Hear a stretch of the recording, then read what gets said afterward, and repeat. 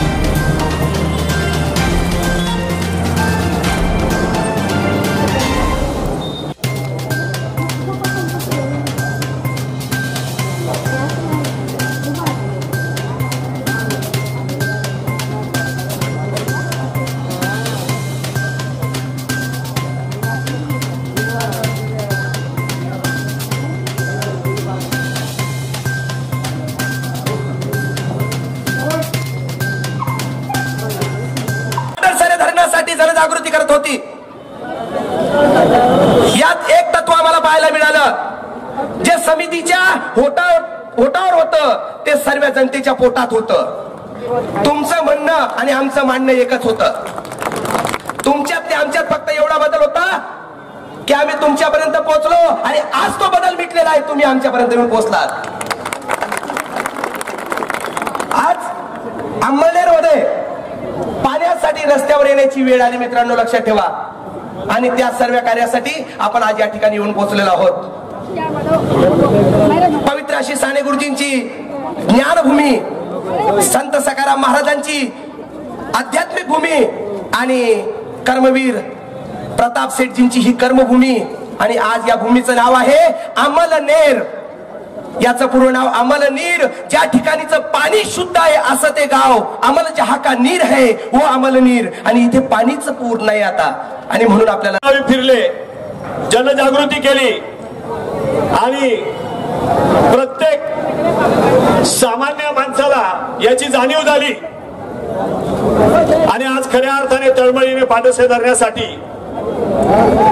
हा माणूस शेतकऱ्यासाठी इथे हजर झालेला आहे। या मोर्चेकरांसाठी मला 4 ओळी म्हणाव्याशा वाटतात। सारे जहां में तेरा जलवा कमाल देखा, सारे जहां में तेरा जलवा कमाल देखा, हर कोई दर्द तेरे दर से जाता हुआ निहाल देखा। मैंने अपने आंखों से ऐसा इंसान देखा, मैंने अपने आंखों से ऐसा इंसान देखा। हर कोई कहता है इस मोर्चे में मैंने भगवान देखा। या शेतकऱ्यासाठी या ठिकाणी उपस्थित झालेला प्रत्येक माणूस परमेश्वरासारखा आहे। परमेश्वराप्रमाणे त्याने त्याग करून या पाडसरे धरणाला पूर्ती झाली पाहिजे धरणाची, म्हणून या ठिकाणी उन्हातानाचा विचार न करता, पाण्याचा घोट न घेता, अन्नाचा कण न घेता या ठिकाणी उपस्थित राहिलेला आहे। हा मोर्चा कोणा राजकीय पक्षाच्या विरोधात नाही, हा मोर्चा कोणाच्या राजकीय नेत्याच्या विरोधात नाही, हा मोर्चा कोणाच्या समर्थनार्थ नाही, हा मोर्चा माझ्या शेतकऱ्यासाठी आहे। माझ्या शेतकरी बापाने कर्ज काढून आत्महत्या करू नये म्हणून हा मोर्चा आहे। माझ्या शेतकऱ्याच्या बायकोने, माझ्या आईने विधवा होऊ नये म्हणून हा मोर्चा आहे. माझ्या शेतकऱ्याच्या मुलाने पैशांसाठी शिक्षण सोडू नये त्याच्यासाठी हा मोर्चा आहे. माझ्या अंबड तालुक्याच्या जमिनीला पडलेला तडा पाण्याने भिजून त्याचा मातीचा सुगंध दरवळावा त्याच्यासाठी हा मोर्चा आहे. या माझी आई बहीण पैशासाठी तिचं लग्न मोडू नये म्हणून हा मोर्चा आहे. अंबड तालुक्यासहित पारवा, चोपडा, शिंदखेडा, धरणगाव, धुळे या तालुक्यातील शेतकऱ्यांना लाभ होणार आहे आणि त्यांची खऱ्या अर्थाने प्रगती होणार आहे. त्यासाठी हा सर्वसामान्य माणूस या ठिकाणी उपस्थित राहिलेला आहे. नमस्कार, मी गिरीश महाजन बोलतोय जामनेरवरून. शांतता ठेवा, जलसंपदा मंत्री ऑनलाईन बोलताय. नमस्कार, मी गिरीश महाजन बोलतोय जामनेरवरून. आपण आज एवढा मोठा मोर्चा घेऊन अंबडमध्ये या ठिकाणी, खरं म्हणजे मलाच आपल्याला भेटायला त्या ठिकाणी यायचं होतं. मला त्या मोर्चाला सामोरं जायचं होतं, परंतु आपल्या सर्वांना कल्पना आहे उद्या जामनेर नगरपालिकेची निवडणूक या ठिकाणी आहे आणि त्यामुळे मला आज येणं अतिशय कठीण होतं. कारण 3 दिवसापूर्वी मी दिल्लीहून अण्णा हजारेचं उपोषण सोडून 4 दिवसापूर्वी आलो, त्यामुळे वेळ खूप कमी होता मला. त्यामुळे मला या ठिकाणी थांबावं लागलं. अन्यथा मला खरोखर त्या ठिकाणी यायला खूप बरं वाटलं असतं. तरी आपण एवढ्या मोठ्या संख्येमध्ये या ठिकाणी मोर्चा घेऊन आलेला आहात. पाटसेचा प्रश्न आपल्या सर्वांसाठी अतिशय म्हणजे आपल्या जीवन मरणाचा प्रश्न आहे. हे धरण जर झालं, याचं पाणी जर आपल्याला मिळालं तर जवळपास 4-5 तालुक्यातल्या शेतकऱ्याचं जीवनमान उंचवणार आहे. त्यांच्याकडे सर्व इरिगेशन होणार आहे, पिण्याच्या पाण्याचा प्रश्न सुटणार आहे, इंडस्ट्रीचा थोड्या मोठ्या त्याचाही प्रश्न सुटणार आहे. आणि म्हणून आपल्याला कल्पना आहे की शासन सुद्धा त्या बाबतीमध्ये अतिशय गंभीर आहे. माननीय गडकरी साहेब मंत्री झाल्यानंतर या विषयाला आपण मोठ्या प्रमाणात चालना दिलेली आहे. त्या संदर्भामध्ये 3-4 बैठकाही झालेल्या आहेत. आता आज जवळपास 400 कोटी रुपये या धरणावर आपण आता खर्च केलेले आहेत आजपर्यंत. आणि धरण पूर्ण करायचं असेल तर अजून आपल्याला 300-350 कोटी याच्यासाठी लागणार आहेत. मला आपल्याला सांगताना आनंद होता खरं की आता ज्या तांत्रिक बाजू होत्या त्या सर्व आपण आता पूर्ण केलेल्या आहेत. गेल्याच आठवड्यामध्ये नियामक मंडळाची बैठक झाली 15 दिवसापूर्वी. त्यावेळेला टप्पा 1, टप्पा 2 याच्यामध्ये भूसंपादन करायचं होतं, त्याचा अहवाल झालेलं होतं टप्पा 2चं. त्यांना आपण सगळ्यांना मंजुरी दिली आणि त्याचे पैसे सुद्धा आता आपण रिलीज केलेले आहेत. आता विषय धरण पूर्ण करायचा. आता अजून 400 कोटी जर दिलेत तर या ठिकाणी धरण पूर्ण होणार आहे. आणि म्हणून आम्ही या ठिकाणी ठरवलेलं आहे की या 1.5 वर्षामध्ये 2019 पर्यंत हे धरण आपल्याला आधी पूर्ण करायचं आहे. म्हणजे जवळपास 700-800 कोटी रुपये धरणावर खर्च होतील आधीचे आणि हे धरून या ठिकाणी जवळपास 700-700 कोटी आपण त्या ठिकाणी खर्च करणार आहोत. आणि मी आपल्याला या ठिकाणी आश्वासन देईल. खरं म्हणजे मी आपल्याकडे पुन्हा अंबडनेरला येणार आहे, आपल्या शिष्टमंडळाची मी भेट घेईल. अन्यथा आपण मुंबईला माननीय मुख्यमंत्री महोदयांकडे, गडकरी साहेबांकडे या संदर्भामध्ये आपल्या शिष्टमंडळासहित एक सविस्तर बैठक त्या ठिकाणी लावूया पुढच्या आठवड्यामध्ये. आणि या संदर्भात तुम्हाला तेही सांगतील की आपण यात काय काय करणार आहोत म्हणून. पण मी आपल्याला या ठिकाणी आणि मित्र आश्वासन देईल की आपल्याला या धरणासाठी टोटल 2700 करोडची आवश्यकता आहे. त्याच्यामध्ये सर्वात आनंदाची बाब म्हणजे आपण एक महत्वपूर्ण निर्णय केला. पूर्वी या धरणामध्ये पाणी उचलण्यासाठी सर्वांनी आपली वैयक्तिक लिफ्ट करायची होती, परंतु शासनाने आपल्याला कल्पना की 5 लिफ्ट 5 सिंचन योजनेचा याच्यामध्ये अंतर्भाव केला आणि याचा सर्व खर्च हे शासन करणार आहे. आता आपल्याला करण्याची गरज नाही कुणालाही. आणि मोठा खर्च त्या माध्यमातून या लिफ्ट जवळपास 650 कोटी पर्यंतचा हा शासन त्या ठिकाणी करणार आहे.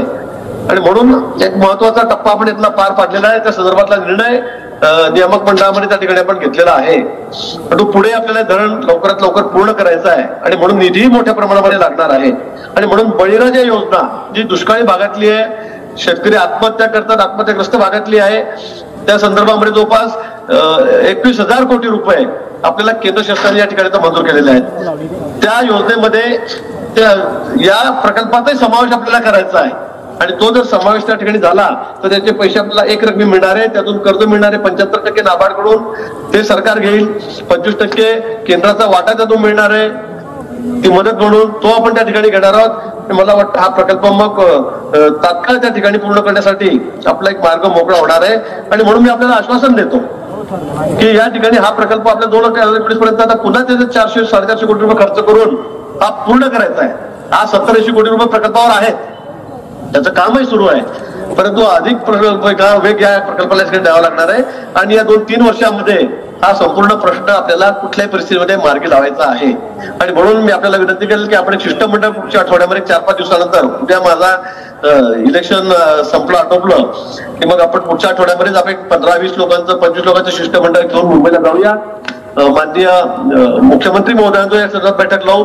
माननीय गडकरी साहेब आहेत यांच्याकडे आपण त्या ठिकाणी जाऊ, ते असतील मुंबईत, तर त्यांची वेळ मी घेतो आणि सविस्तर आपण आपलं म्हणणं काय ते साहेबांना सांगू. पण तो यापूर्वीच त्यांना या सर्व प्रकल्पाची माहिती आम्ही दिलेली आहे. संदर्भामध्ये वारंवार आम्ही चर्चा करतोय, कारण आता बहुतेक जे प्रकल्प आहेत ते सगळे मार्गी लागलेले आहेत. परंतु पाटसचा प्रश्न थोडा निधी जास्त लागत असल्यामुळे हा थोडा पेंडिंग पडलेला आहे. परंतु आता गडकरी साहेब असल्यामुळे आणि माननीय मुख्यमंत्री महोदय तसे पॉझिटिव्ह असल्यामुळे हा प्रश्न आपल्याला आता या 2-3 महिन्यामध्येच मार्गी लावून घ्यायचा आहे.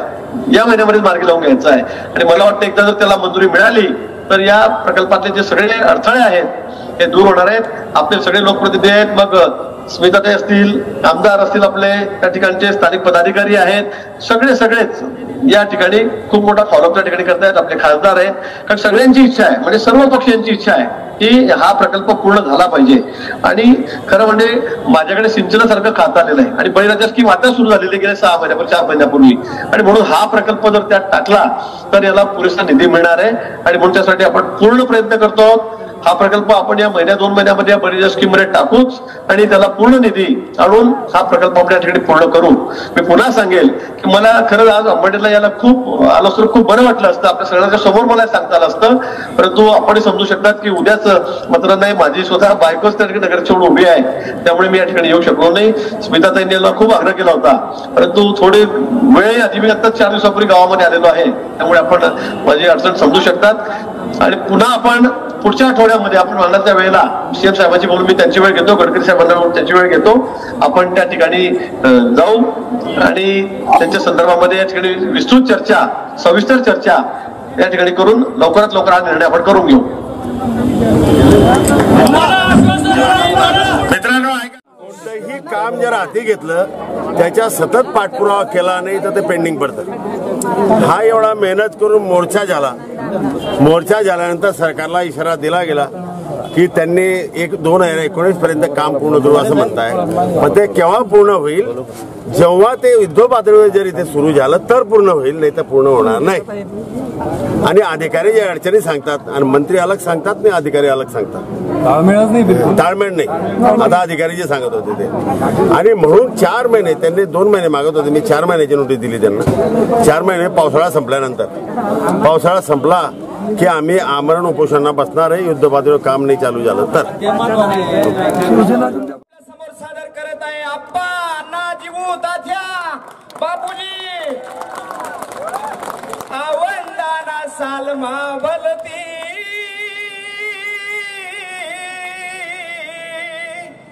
तानाई गई ना हो बापूजी आवंदाना सालमा बलती तानाई गई ना. काय झालं भावांनो?